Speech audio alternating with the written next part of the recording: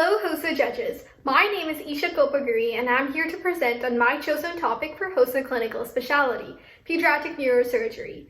Pediatric neurosurgeons pertain to the physicians who treat and diagnose children that have issues with the central nervous system, brain, and spinal cord.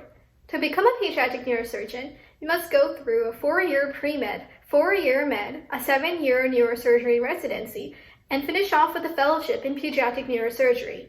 Due to this extensive training period, there's only a 4% job growth in the field. Some job responsibilities for pediatric neurosurgeons include treating and diagnosing patients, assessing the patient's charts, communicating with the surgery team to make surgical plans, conducting research, and performing surgery. I believe I possess good characteristics in becoming a pediatric neurosurgeon, as I am attentive to detail, patience, and I have quality skills in leadership and communicating. Pediatric neurosurgeons are also essential in the healthcare system, as they're often seen communicating with the other physicians, such as for neurotrauma cases or neuro-oncology cases for when a child has a brain tumor. I selected pediatric neurosurgery since I believe in this field, the patient and the physician can create strong bonds. The physician observes the patient from a newborn baby through their teenage years, which creates a long-lasting relationship between the physician and the patient. For my skill video, I selected the ETV-CPC procedure, also known as the endoscopic third ventriculostomy and the cord plexus catheterization. I wanted to bring attention to the advantages the ETV-CPC procedure has over the shunt placement in treating hydrocephalus. Since it's done endoscopically, it involves a small incision scar, which is safer for the patient. Moreover, it saves money for the patient's families, since it involves less revisits and resurgeries than the shunt placement surgery does. Now, on to my skill video. For my skill video, I will be performing a simulation of an ETV-CPC shunt placement through the Stanford Children's Health app. So as you can see, this is a surgical repair. We're going in through the third ventricle using an endoscope to perform the ETV procedure. And the ETV procedure is known as the endoscopic third ventriculostomy. It's used to clear out the excess cerebrospinal fluid in the brain. Next, we will perform a CPC, which is known as a cord plexus coagulation or catheterization.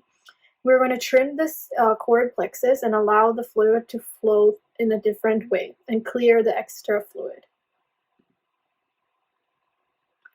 Now we're using an endoscope to perform an ETV simulation. I'm going to insert the endoscope into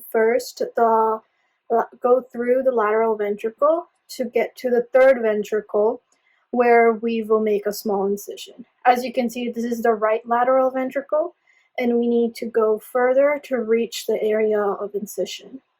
And this is the third ventricle. Now that we reach the floor of the third ventricle, we're making a burr hole to clear the extra fluid. And I am performing the incision right now.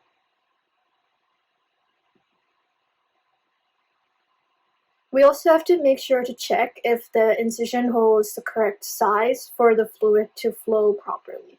As you can see, the arrows show how the fluid is now flowing in a different direction. Now we have to move the endoscope to find an area of the cord plexus that we need to trim. So as you can see right now, I am trying to find the correct area for the cord plexus.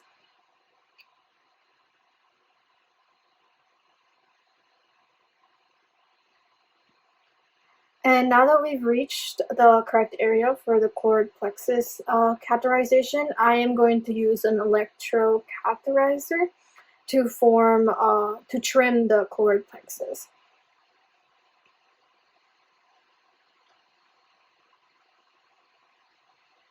Now that we've trimmed the cord plexus properly, we have to make sure the trim's the correct size and that the flow is occurring properly.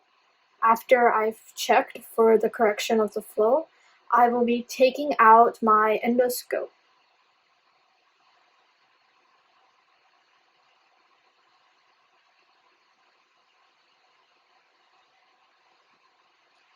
And now we can see that the cerebrospinal fluid is flowing accurately throughout the central nervous system and the brain. And then we just have to check on the patient for follow-ups after the surgery for any other indications that the surgery might have a malfunction. After checking for any follow-ups and if the patient's all clear, then we're good to go. Thank you for your time, judges. I hope you enjoyed my presentation.